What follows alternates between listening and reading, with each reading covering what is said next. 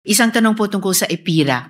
So, ibalik ko po yung issue ng presyo ng kuryente, Mr. President. Dito ko na siguro tatanungin ang ERC sa pamamagitan ng chair. 24 years na po nire-regulate ng commission ang industriya under EPIRA. May nabuo na po bang conclusion at rekomendasyon kung bakit hanggang ngayon ay bigo ang pamahalaan na mapababa ang presyo ng kuryente sa bansa? Hindi ba may malaking kinalaman dito ang, masasabing addiction natin sa conventional energy, Mr. Chair? Actually, thank you for the question, Senator Risa. I was just conferring to the DOE ERC. Actually, isa rin dahilan kung bakit po mas mahal ang kuryente natin dito po sa region. In fact, mas mura lang tayo sa Singapore ng konti. Is because tayo ho ay full or ang charge natin sa consumer natin is the true cost of electricity. Most regions produce their own oil, so sinasubsidize ho nila yung kanilang electricity cost, katulad po na sa Thailand, sa Malaysia, sa Indonesia. So malaki po yung kanilang subsidy na binibigay. Dito ho sa atin, nung ipinasa ho natin yung EPIRA, tinanggal na ho natin yung subsidy. So everything now is deregulated and liberalized. And trabaho ho ng ERC ngayon to make sure that all of these industry players are acting in accordance with the regulations na pinopromulgate po ng ERC. And this is to make sure that even ang playing field at laban-laban ho talaga para bumaba ang presyo. Now, doon po sa tanong on conventional fuel, kailangan ho talaga ng energy transition dahil hindi ho talaga pwedeng biglain. And yan naman po yung linalabas po ng DOE every year through their Philippine Energy Plan, PEP. At makikita ho natin doon na ang goal ho talaga ay mas malaki ang eventually, ang RE po will play a bigger role in our energy mix. So yung po ay nakalatag po yan doon sa tinatawag natin PEP or Philippine Energy Plan.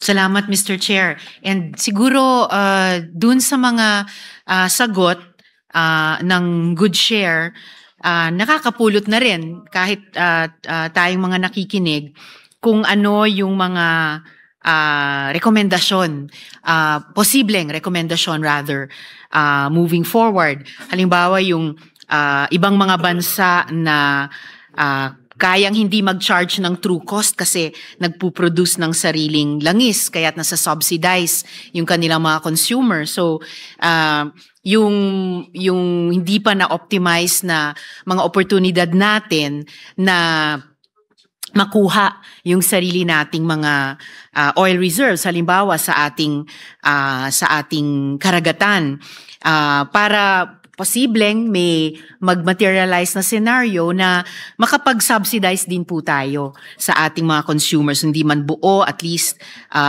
partially.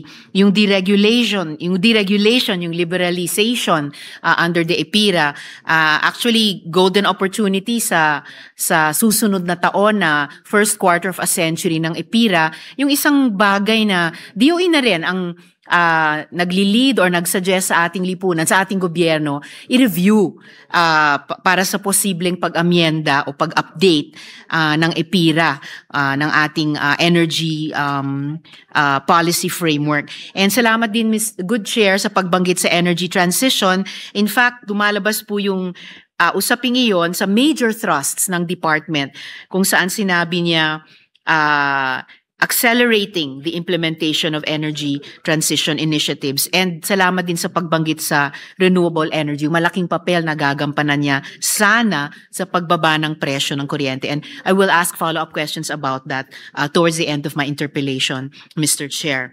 Katulad po, just to interject, Senator Risa, Mr. President, dito po sa PEP 2023 to 2050, for 2024, ang generating capacity natin for renewable is about 9 gigawatts. By 2028, aakyat po to 22 gigawatts. So that's 22,000 megawatts. And then from 2023, aakyat ho siya sa 26 gigawatts. For 2040, aakyat siya almost 3 times to or 2 times to 66 gigawatts. So makikita ho natin ang plano talaga is to ramp up ang capacity natin or generating capacity natin for renewable energy. And this will come from mainly solar and wind, Mr. President. So that's the direction that the DOE is taking. Maraming salamat, Mr. Chair. It would really be something to look forward to kung talagang tatahakin po natin yan. Dahil kaugnay ng isang later question ko rin po, lumalabas po talaga all over the world na lalabas na pinakamura talaga para sa mga bansa at para sa mga mamamayan, ang renewable energy. So kung tatahakin po natin ito at tutumbukin natin itong mga targets ng Department of Energy, pag-ramp up nito ay talagang mas makakamit natin yung mas murang kuryente dito sa ating bansa, Mr. Chair.